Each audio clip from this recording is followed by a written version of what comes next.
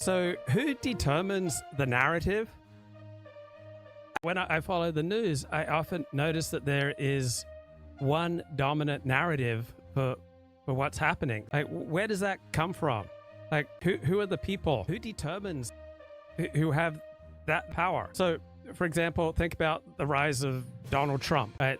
There was one dominant narrative for that story in the, for example, the mainstream media.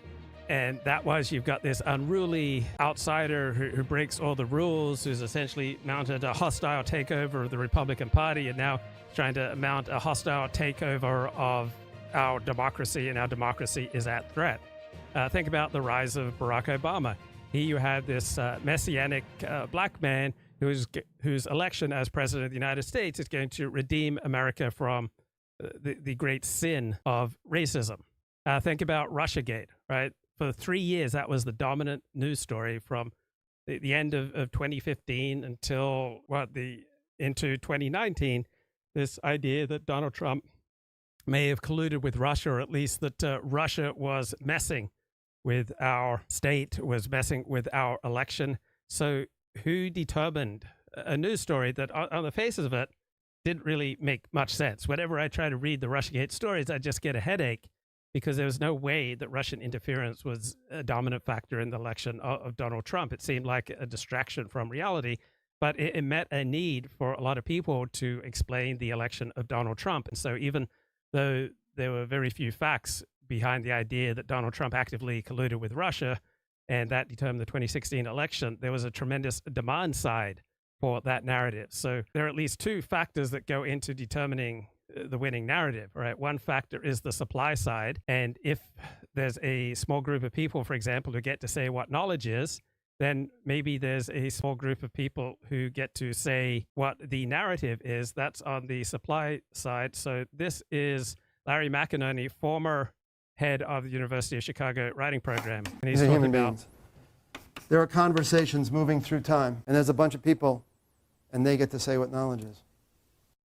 Right. So he says knowledge is a conversation moving through time, and there are a small group of people in each area of knowledge who get to determine what knowledge is. Right. They are the experts. And who is an expert? An expert is someone that other experts say is an expert. And if expertise is way beyond the ken of the ordinary person, then the ordinary person has absolutely no say on who the expert is.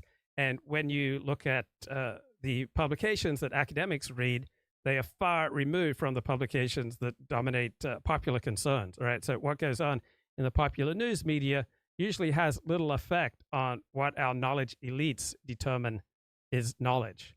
And what got me thinking about this was an essay by Amanda Alexander. The essay is called The Genesis of the Civilian.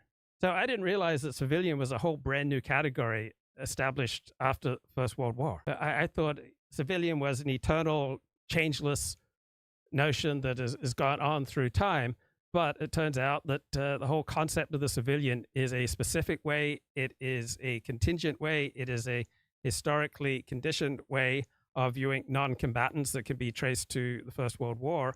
And part of her essay notes that the dominant narrative of World War I was shaped by the poets, and it wasn't that way initially, right? There are many narratives of World War I during World War I and in the immediate years after World War I. By the late 1920s, however, the narrative of the World War I poets became the dominant narrative of World War I, to which all other narratives must bow.